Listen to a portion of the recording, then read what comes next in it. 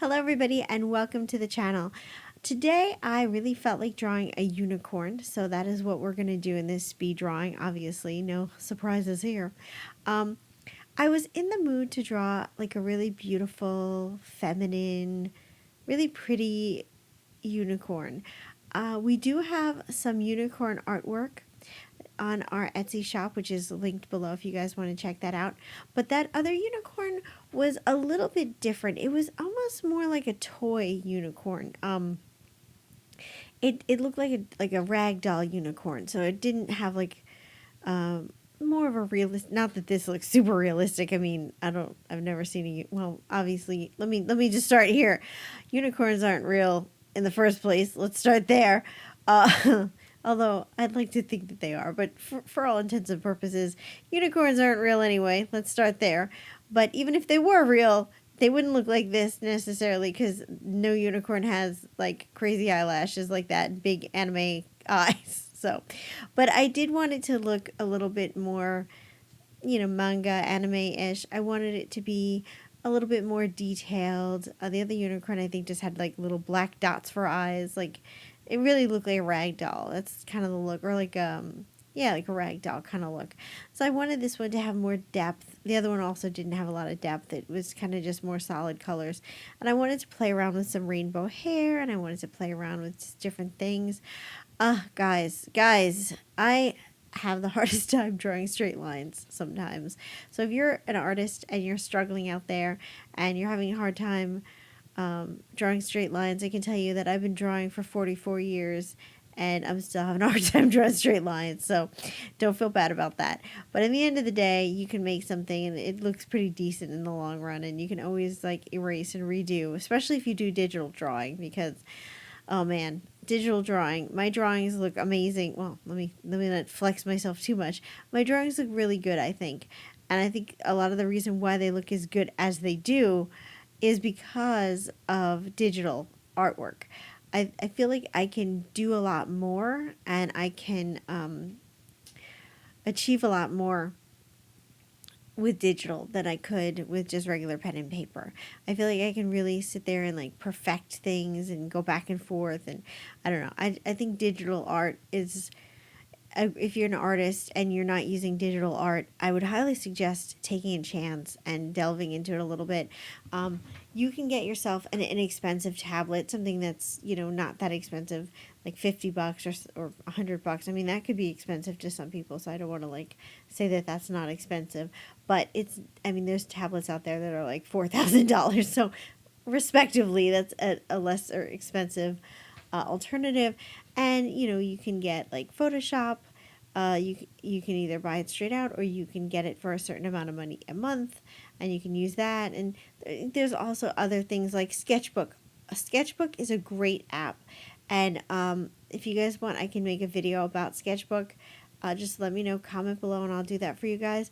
I don't use it that much because I tend to use the programs that I'm the most proficient with. But Sketchbook is a really good program, and I believe it's completely free. And it has like pretty much all the stuff you need. The only thing I don't love about Sketchbook is the act of like moving the paper around, or moving art around, is a little bit dicey. They have like a weird mechanism to use, and that can be a little annoying. That's like the one drawback, and probably the reason why I don't use it. But if I didn't have Photoshop or Manga Studio, I would totally be using Sketchbook, because it's great. Not sponsored, by the way, not sponsored. But I'm just saying, if you want to get started with digital drawing and you don't want to put a lot of money into it because you don't know if you're going to like it, or you just want to try it, you can totally do Sketchbook, which is free, and you can totally do just a basic digital like thing for like $50 to $100. Another option that you guys can use, thinking about different options, is if you have a tablet already, like an iPad or just any tablet that you have, you can put Sketchbook on the tablet and then get a, what do you call it, a stylus.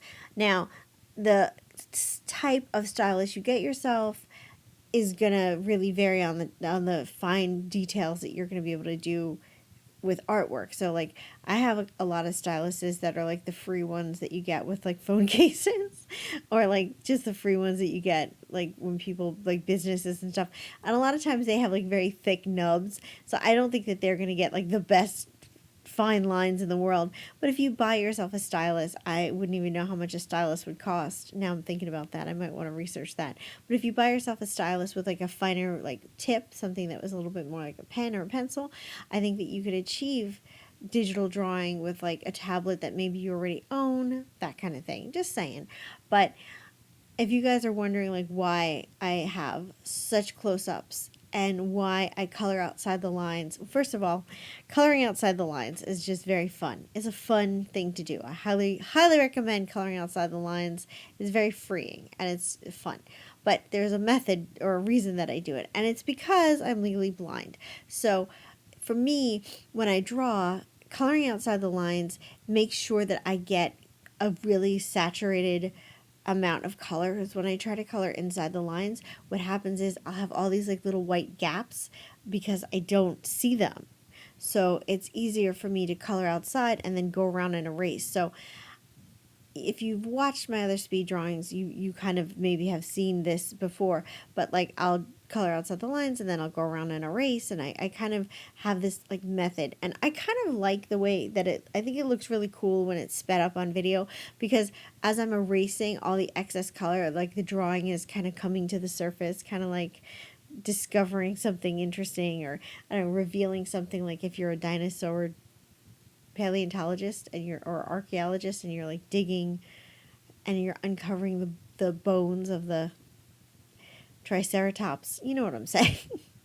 So for me, that's how I do it, and I do the zoomed in close-ups because that helps me do some of the detail work, like especially when I work on like the eye and especially also the horn of the unicorn. The closer up I get, the easier it'll be. Sometimes when I'm trying to get broad strokes, like especially when I was getting the white streaks in the hair, I need to kind of pull back, because if I do that too close up, it's going to be a mess. But at the end of the day, you guys, as an artist, you're never going to get every single line of a painting precisely perfect. I mean, maybe you can. I don't know if you can. That's amazing. That's amazing. But most of us, we're never going to get everything exactly perfect. And I think that you need to kind of just try your best, do the best you can, but don't like stress yourself out. People are so hard on themselves, and I hear so many artists like critique their work and like say like, oh, this is trash, it looks horrible. And you know, you're not going to grow as an artist. You're not going to get better if you are trashing yourself and being negative to yourself. You know, of course you should always try new things. Like every time I color in a picture, I try new techniques. I try to like even with this hair, this is something a little different than I've done in the past. So anyway, I hope you guys enjoyed this video. I hope you enjoyed it, and I will see you guys in the next video. Comment, like, subscribe.